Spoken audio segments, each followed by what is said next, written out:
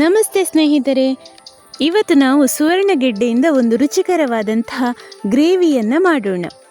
Hi, welcome to AK delight. ಎಲ್ಲರಿಗೂ ನಮಸ್ಕಾರ. ನಾನು ನಿಮ್ಮ ಅಕ್ಷತಾ. ಈ ಸುವರ್ಣಗೆಡ್ಡೆಯಿಂದ ಪಲ್ಯ ಮಾಡ್ತಾರೆ, ಸಾಂಬಾರು ಮಾಡ್ತಾರೆ, ಹಾಗೆ ಸುಮಾರು ವೆರೈಟೀಸ್ ಎಲ್ಲ ಮಾಡ್ತಾರೆ. ನಾನಿವತ್ತು ಇಲ್ಲಿ ಗ್ರೇವಿ ರೆಸಿಪಿಯನ್ನು ನಿಮ್ಮ ಮುಂದೆ ತಂದಿದ್ದೇನೆ. ಬನ್ನಿ ಹಾಗಿದ್ರೆ ಈ ಗ್ರೇವಿ ಹೇಗೆ ಮಾಡೋದು ಅಂತ ನೋಡೋಣ. ಅದಕ್ಕೂ ಮೊದಲು ಯಾರೆಲ್ಲ ನಮ್ಮ ಚಾನೆಲ್ಗೆ ಸಬ್ಸ್ಕ್ರೈಬ್ ಆಗಲಿಲ್ವೋ ಪ್ಲೀಸ್ ಸಬ್ಸ್ಕ್ರೈಬ್ ಆಗಿ. ಹಾಗೆ ಈ ಗ್ರೇವಿ ರೆಸಿಪಿ ಹೇಗಾಗಿದೆ ಅಂತ ಒಂದ್ಸಲ ಟ್ರೈ ಮಾಡಿ ಕಮೆಂಟ್ ಮೂಲಕ ತಿಳಿಸಿ.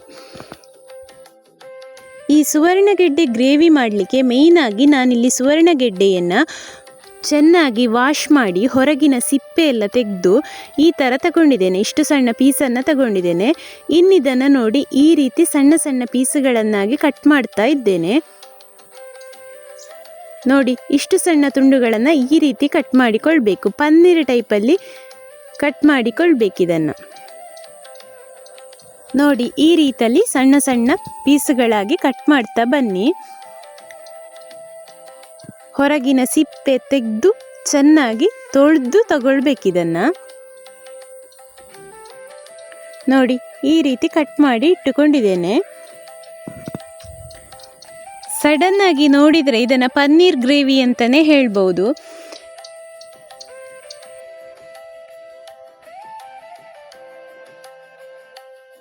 ಎಲ್ಲ ಸುವರ್ಣಗೆಡ್ಡೆಯನ್ನು ಹೀಗೆ ಕಟ್ ಮಾಡಿ ಆಯಿತು. ಇನ್ನಿದನ್ನು ಒಂದು ಪ್ಲೇಟಲ್ಲಿ ಎತ್ತಿಟ್ಟುಕೊಳ್ಳುವ. ಈ ತುಂಡುಗಳನ್ನೆಲ್ಲ ಇನ್ನು ತೆಂಗಿನೆಣ್ಣೆಯಲ್ಲಿ ನಾವು ಫ್ರೈ ಮಾಡಿಕೊಳ್ಳುವ. ಅದಕ್ಕೋಸ್ಕರ ನಾನು ತೆಂಗಿನೆಣ್ಣೆಯನ್ನು ಬಿಸಿಯಾಗಲಿಕ್ಕೆ ಇಟ್ಟಿದ್ದೇನೆ. ನೋಡಿ, ಎಣ್ಣೆ ಈಗ ಬಿಸಿ ಆಗಿದೆ. ಇನ್ನಿದಕ್ಕೆ ನಾವು ಕಟ್ ಮಾಡಿದಂತಹ ಸುವರ್ಣಗೆಡ್ಡೆಯ ತುಂಡುಗಳನ್ನು ಹಾಕಿ ಚೆನ್ನಾಗಿ ಎಣ್ಣೆಯಲ್ಲಿ ಫ್ರೈ ಮಾಡಬೇಕಿದನ್ನು.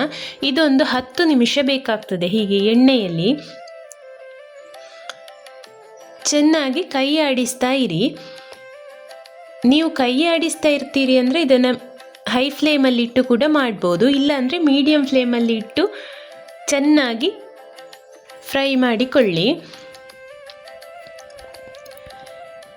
ಈ ಸುವರ್ಣಗೆಡ್ಡೆಯ ತುಂಡುಗಳು ಎಣ್ಣೆಯಲ್ಲಿ ಫ್ರೈ ಆಗಲಿ. ನಾನು ಈಗೊಂದು ಸ್ವಾಮಿ ವಿವೇಕಾನಂದರ ನುಡಿಮುತ್ತನ್ನು ನಿಮ್ಮ ಜೊತೆ ಶೇರ್ ಮಾಡ್ತಾ ಇದ್ದೇನೆ. ಸ್ವಾಮಿ ವಿವೇಕಾನಂದರು ಹೇಳ್ತಾರೆ, ದಿನಕ್ಕೆ ಒಮ್ಮೆಯಾದರೂ ನಿಮ್ಮೊಂದಿಗೆ ಮಾತನಾಡಿ, ಇಲ್ಲದಿದ್ದರೆ ನೀವು ಈ ಜಗತ್ತಿನಲ್ಲಿ ಒಬ್ಬ ಅತ್ಯುತ್ತಮ ವ್ಯಕ್ತಿಯ ಜೊತೆ ಭೇಟಿಯಾಗುವುದನ್ನು ತಪ್ಪಿಸಿದಂತೆ. ನಿಜ ಅಲ್ಲ ಸ್ನೇಹಿತರೆ ಇದು? ನೋಡಿ, ಈ ಸುವರ್ಣಗೆಡ್ಡೆಯ ತುಂಡುಗಳು ಫ್ರೈ ಆಗ್ತಾ ಇದೆ. ಚೆನ್ನಾಗಿ ಕೈ ಆಡಿಸ್ತಾ ಇರಿ.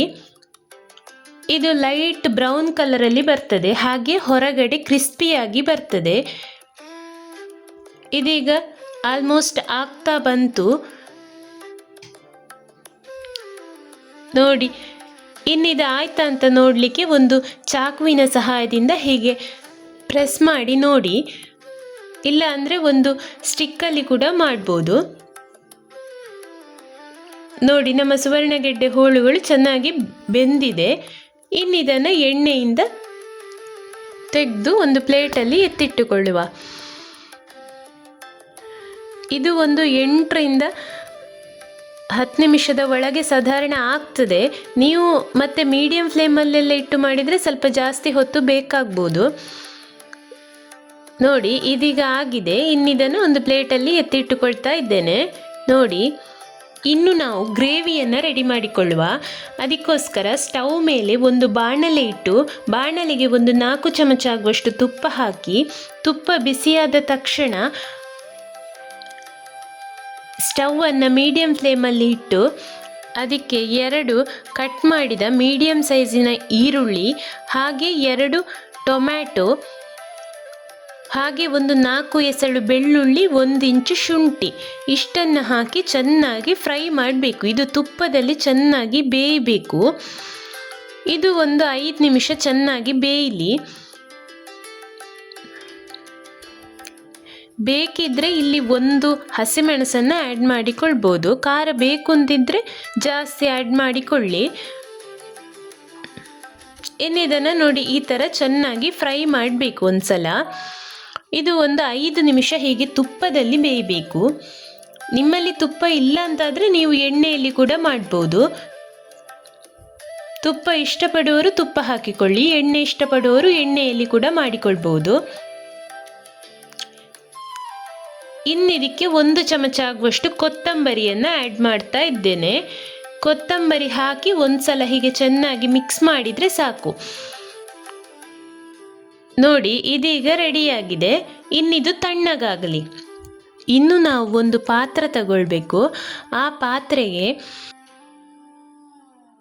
ಒಂದು ಅರ್ಧ ಕಪ್ ಆಗುವಷ್ಟು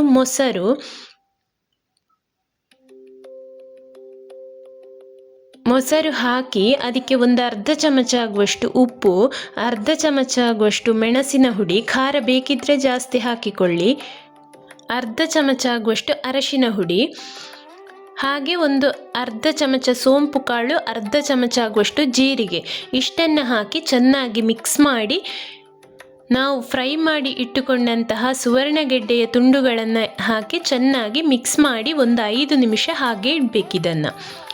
ನೀವು ಮೊಸರು ಬೇಡ ಅಂತ ಇದ್ದರೆ ಗ್ರೇವಿಗೆ ಪ್ರಿಪೇರ್ ಮಾಡ್ತೀರಲ್ಲ, ಆಗ ಟೊಮ್ಯಾಟೊ 2 ಹಾಕುವ ಬದಲು 4 ಟೊಮ್ಯಾಟೊ ಹಾಕಿಕೊಂಡು ಗ್ರೇವಿಯನ್ನು ರೆಡಿ ಮಾಡಿಕೊಳ್ಬೇಕು. ಈ ಪ್ರೊಸೆಸ್ ಬೇಡ. ನೀವು ಡೈರೆಕ್ಟಾಗಿ ರುಬ್ಬಿಕೊಂಡಂತಹ ಮಸಾಲೆಗೆ ಸುವರ್ಣಗೆಡ್ಡೆಯ ತುಂಡುಗಳನ್ನು ಹಾಕಿದ್ರೆ ಆಯಿತು. ಈಗ ನಾವು ಇದನ್ನು ಹೀಗೆ ಒಂದು 5 ನಿಮಿಷ ಹೀಗೆ ಇಡುವ. ಈಗ ನಾವು ಪ್ರಿಪೇರ್ ಮಾಡಿದಂತಹ ಮಸಾಲೆ ತಣ್ಣಗಾಗಿದೆ. ಇನ್ನು ಒಂದು ಮಿಕ್ಸಿ ಜಾರ್ ತಗೊಂಡು ಅದಕ್ಕೆ ಫ್ರೈ ಮಾಡಿದಂತಹ ಮಸಾಲೆಯನ್ನೆಲ್ಲ ಹಾಕಿ ಚೆನ್ನಾಗಿ ಗ್ರೈಂಡ್ ಮಾಡಿಕೊಳ್ಬೇಕು. ಇದಕ್ಕೆ ನೀರೆಲ್ಲ ಆ್ಯಡ್ ಮಾಡೋದು ಬೇಡ. ನೋಡಿ, ಇದೀಗ ನುಣ್ಣಗೆ ರುಬ್ಬಿಕೊಂಡಂತಹ ಮಿಶ್ರಣ. ಇನ್ನು ಒಂದು ಬಾಣಲೆ ತಗೊಂಡು ಅದಕ್ಕೆ ನಾನಿಲ್ಲಿ 1 ಚಮಚ ಆಗುವಷ್ಟು ತೆಂಗಿನೆಣ್ಣೆಯನ್ನು ಆ್ಯಡ್ ಮಾಡ್ತಾ ಇದ್ದೇನೆ. ಹಾಗೆ 1 ಇಂಚು ಚಕ್ಕೆ, ಒಂದು 4 ಲವಂಗ ಇಷ್ಟು ಹಾಕಿ ಒಂದ್ಸಲ ಚೆನ್ನಾಗಿ ಮಿಕ್ಸ್ ಮಾಡಬೇಕು. ಇನ್ನು ಅದಕ್ಕೆ ನಾವು ರುಬ್ಬಿಕೊಂಡಂತಹ ಮಿಶ್ರಣವನ್ನು ಹಾಕಿದರೆ ಆಯಿತು. ಸ್ವಲ್ಪ ಮಿಕ್ಸಿ ಜಾರ್ ತೊಳೆದು ಸ್ವಲ್ಪ ನೀರು ಆ್ಯಡ್ ಮಾಡಿಕೊಂಡು ಚೆನ್ನಾಗಿ ಒಂದು ಕುದಿ ಬರಬೇಕಿದು.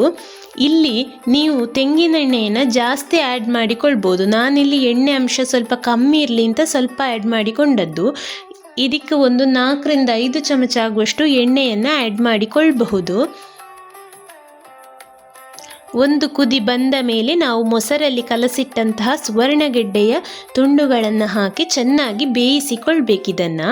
ನೀವು ಮೊಸರಲ್ಲಿ ಆ್ಯಡ್ ಮಾಡಿಕೊಳ್ಳಿಲ್ಲ ಅಂತಂದರೆ ಈ ಮೊಮೆಂಟಲ್ಲಿ ಸೋಂಪು, ಮೆಣಸಿನ ಹುಡಿ, ಅರಶಿನ ಹುಡಿ, ಉಪ್ಪು ಹಾಗೆ ಸುವರ್ಣಗೆಡ್ಡೆಯ ಹೋಳುಗಳನ್ನು ಹಾಕಿ ಚೆನ್ನಾಗಿ ಕುದಿಸಿದ್ರೆ ಆಯಿತು. ಮೊಸರು ಹಾಕಿ ಮಾಡ್ತೀರಿ ಅಂತಾದರೆ ಇದೇ ಪ್ರೊಸೆಸ್ಸಲ್ಲಿ ಮಾಡಿ. ನೋಡಿ, ಇದೀಗ ನಿಧಾನಕ್ಕೆ ಕುದಿ ಬರಲಿಕ್ಕೆ ಸ್ಟಾರ್ಟ್ ಆಯಿತು. ಇನ್ನಿದಕ್ಕೆ 1 ಚಮಚ ಆಗುವಷ್ಟು ಸಕ್ಕರೆ, ಉಪ್ಪು ಬೇಕಿದ್ದರೆ ಆ್ಯಡ್ ಮಾಡಿಕೊಳ್ಳಿ, ಹಾಗೆ 1 ಹಿಡಿ ಆಗುವಷ್ಟು ಕೊತ್ತಂಬರಿ ಸೊಪ್ಪು ಇಷ್ಟು ಹಾಕಿ ಇದೊಂದು 5 ನಿಮಿಷ ಚೆನ್ನಾಗಿ ಕುದಿ ಬರಬೇಕು. ನೀವು 5 ನಿಮಿಷ ಕುದಿ ಬಂದ ಮೇಲೆ ಬೇಕಿದ್ದರೂ ಕೊತ್ತಂಬರಿ ಸೊಪ್ಪನ್ನು ಆ್ಯಡ್ ಮಾಡಿಕೊಳ್ಬಹುದು. ಎಣ್ಣೆ ಸ್ವಲ್ಪ ಜಾಸ್ತಿ ಹಾಕಿದರೆ ಸೈಡಲ್ಲೆಲ್ಲ ಎಣ್ಣೆ ಬಿಟ್ಟುಕೊಳ್ತದೆ ಇದು. ನೀವೊಂದು 5 ರಿಂದ 10 ನಿಮಿಷ ಸುವರ್ಣಗೆಡ್ಡೆಯ ಹೋಳುಗಳು ಬೇಯುವಲ್ಲಿವರೆಗೆ ಬೇಯಿಸಿಕೊಳ್ಳಿ ಇದನ್ನು. ಕೆಲವು ಸುವರ್ಣಗೆಡ್ಡೆಗಳು ಅಷ್ಟು ಬೇಗ ಬೇಯುವುದಿಲ್ಲ, ಹಾಗಾಗಿ ಒಂದು 10 ನಿಮಿಷ ಬೇಯಿಸಿಕೊಳ್ಳಿ. ಮತ್ತು ಮೇಲಿನಿಂದ 1 ಚಮಚ ಆಗುವಷ್ಟು ಬೆಣ್ಣೆ ಹಾಕಿದರೆ ಆಯಿತು. ಅಲ್ಲಿಗೆ ನಮ್ಮ ರುಚಿಕರವಾದಂತಹ ಗ್ರೇವಿ ರೆಡಿ ಆಯಿತು. ಇನ್ನಿದನ್ನು ನಿಮ್ಮ ಇಷ್ಟದ ತಿಂಡಿ ಜೊತೆ ಸೇವಿಸಿ. ಸ್ನೇಹಿತರೆ, ಹಾಗಿದ್ರೆ ಈ ವಿಡಿಯೋ ನಿಮಗೆ ಇಷ್ಟ ಆಗಿದ್ದರೆ ಪ್ಲೀಸ್ ಒಂದು ಲೈಕ್ ಕೊಟ್ಟು ಶೇರ್ ಮಾಡಿ, ಸಬ್ಸ್ಕ್ರೈಬ್ ಮಾಡಿ. ಮುಂದಿನ ವಿಡಿಯೋದೊಂದಿಗೆ ಸಿಗೋಣ. Thank you.